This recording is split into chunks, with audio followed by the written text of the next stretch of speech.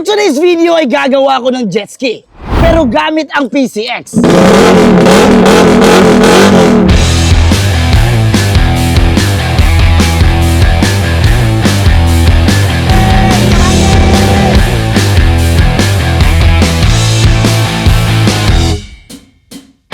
Masters.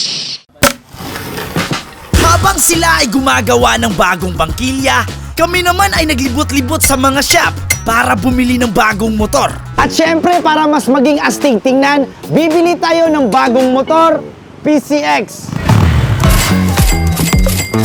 At bago ang lahat, kailangan muna nating i-remap ang ating motor. Ito yung magiging tambutso.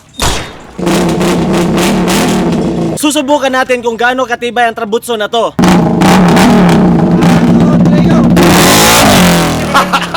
Gago! Pagkatapos ng pagkakarpintero, pininturahan na agad namin ito. Sinet up na rin namin ang motor para maging align sa lalagyang bangkilya. Hindi tayo matutulog hanggat hindi ito aandar ngayong gabi. Nagpapalitson kami kasi akala namin mapapaandar na namin to. Ipapakita ko sa inyo kung gaano ako kalakas. Ganun lang ka-basic. Sa pangatlong gabi, ginawa namin ang aming lahat ng makakaya. Pero mahirap dahil ang pag-build nito ay trial and error. Ito na yung huling repair. May bago ng propeller at mas matibay na rin dito. At yung kable para liko, okay na rin. Bukas ng umaga, susubukan natin ulit. 1, 2, 3, fire! The moment of truth.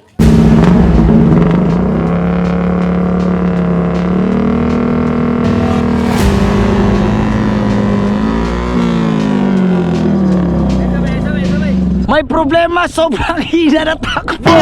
Palpak! Subukan natin palitan ng malaking propeller.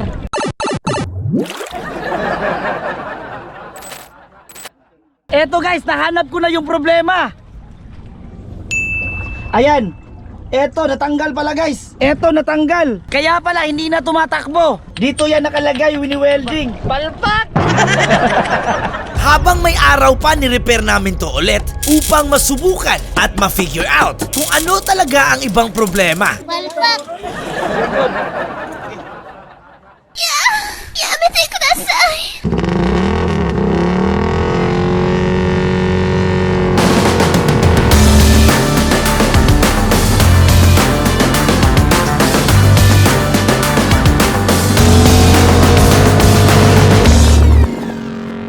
Umusok ang aming jet ski at dahil paggabi na, bukas na naman ulit ito matitest. Huling testing na to, sana maging successful.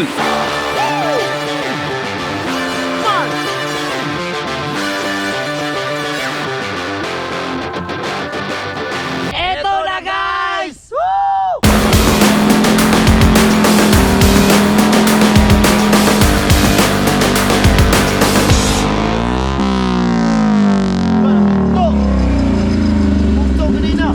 Naputol yung kanina! Palpak! Pagkatapos naming na-rescue, nag-repair at nag-test na ulit. Ang lock pala ng kadena yung naputol. Bumalik na!